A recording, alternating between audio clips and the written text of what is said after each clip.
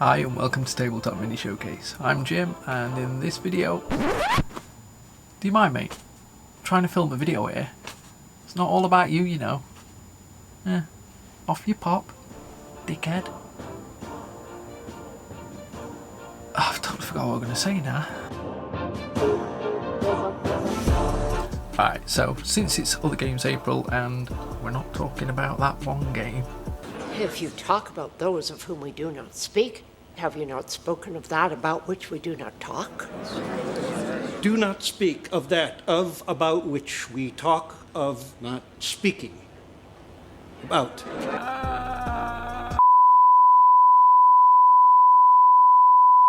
I figured for this video we could take a look at another one of my childhood obsessions.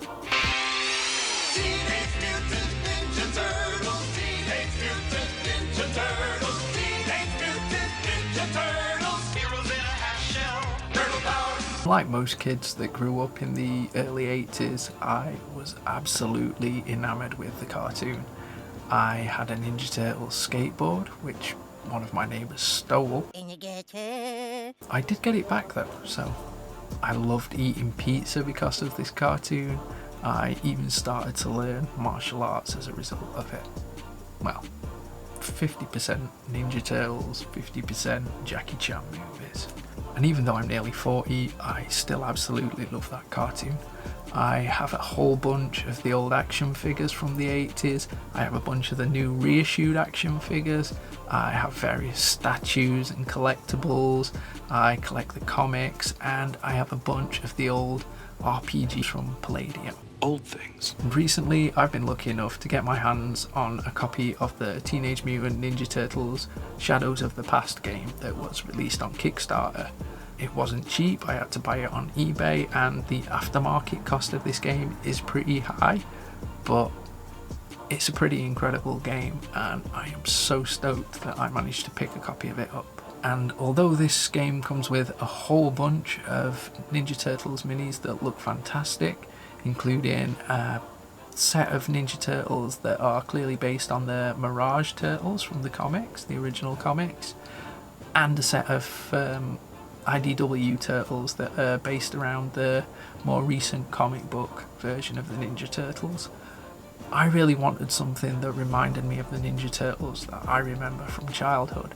So I had a little bit of a look online, and I happened across this company called Popminis. Now Popminis produce minis on a monthly basis that you can download and 3D print on your 3D printer.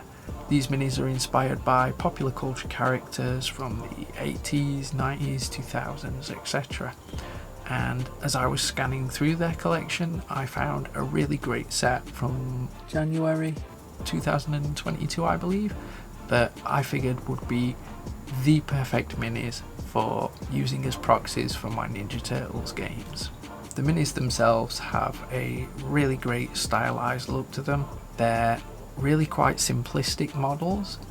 They don't stress too hard textures or go into too fine a detail with the sculpts, which is something that could be seen as a limitation when it comes to painting your models, but I see it more as an invitation.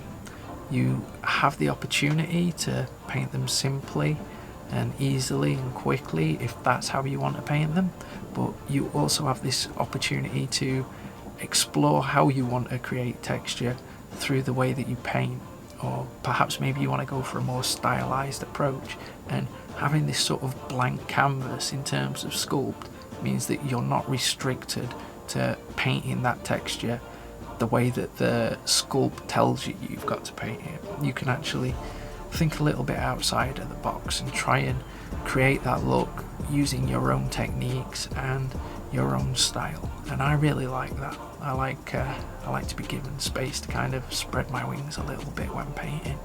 Sometimes I like to be lazy. For my Ninja Turtles, I wanted to create a look that kind of reminded me of everything that I loved about the Turtles during the 80s. So we're talking the cartoon, the action figures, and the movie. And of course by that I mean the first movie, not the second or third movies, because they were absolute dog shit. I mean, The third one, they all look like they've got liver spots, and the second one, why the heck was Vanilla Ice suddenly just popping in? What was that about? And they made Splinter seem like a total pervert. You know what I mean, Splinter? Splinter? Where's Splinter? He's been up on the roof ever since he saw your report. Really? Doing what? Coming to a decision. Never mind, mate. I tried to keep my turtles in line with the original toy line by giving each of the turtles their own unique shade of green, as it's something that I very clearly remember finding unique about those toys when I got them for Christmas as a kid.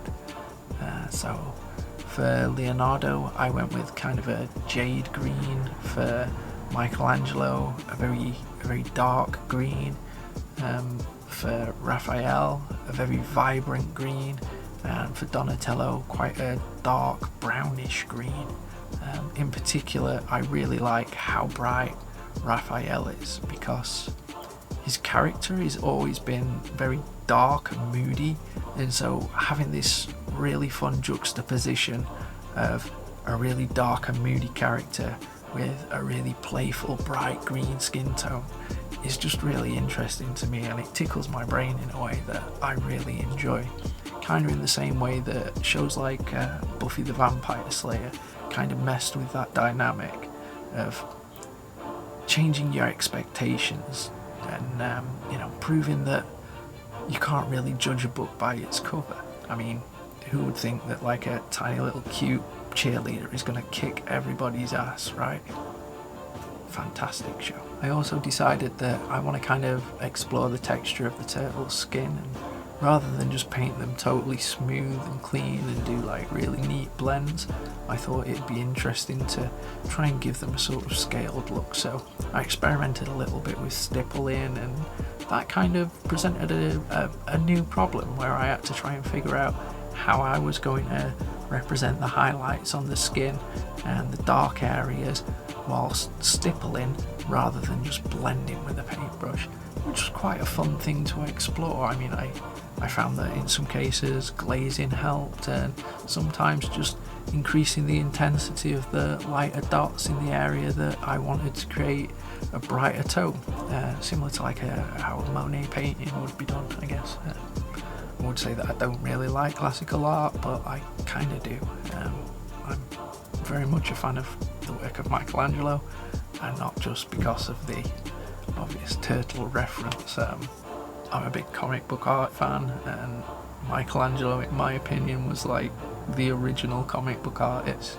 You look at his paintings and they're just completely stacked dudes that look like they were ripped straight out of a Marvel comic book. You just don't expect that sort of artwork from guys from yesteryear. I also got to add a few little extra additions to these models that I thought kind of helped represent the characters. For Raphael, I added some nice scratch marks on his shell to show he's a little bit rough and tumble. For Michelangelo, I painted a few stickers onto his shell just to kind of emphasize his playfulness. For Splinter, I got to have quite a lot of fun because his fur really wasn't rendered that deeply with the sculpt. It was a very cartoony basic sculpt, but that allowed me to have a bit of fun painting on actual fur effects. And on his kimono, I got to do some fun sort of weaved effect, which wasn't particularly easy per se.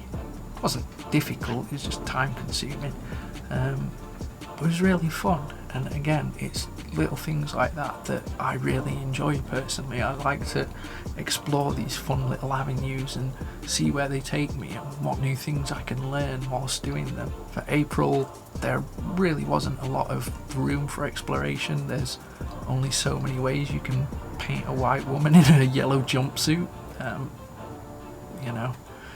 I got to do a bit of fun blending and kind of try to still make that yellow jumpsuit look interesting, which isn't all that difficult, isn't all that easy. It's quite a detailed little sculpt, but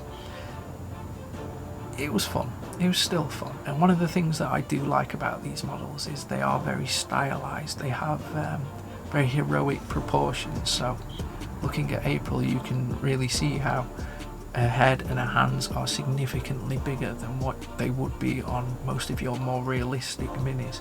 And although for some people this may be something that they don't like, they want their minis to look really realistic and grim and dark and all that business, but I quite enjoy the comic look of them. And I also like the fact that I've not got to sit there and really strain to paint tiny little eyes onto them. I can just do that without any magnification or anything, which is a far more relaxing painting experience, and they look cool. I really like how they look, so to me it's something that I enjoy. It may not be for everyone. If it's not for you, paint something else. If you like that kind of thing, these are right up your street. Sorry about that, I've got a nervous tick, I don't wink all the time. As I said, these minis are perfect for use as proxies for games like Shadows of the Past, or you could even use them for your RPGs like the Palladium, Teenage Mutant Ninja Turtles and Other Strangeness, or Trucking Turtles, or Turtles Go to Hollywood. I'm trying to remember the names of all the books off the top of my head right now. I've not got them in front of me to look. And yeah, their minis, they have such a great collection, and you will find a ton of really cool minis that will probably hold a lot of nostalgia for you.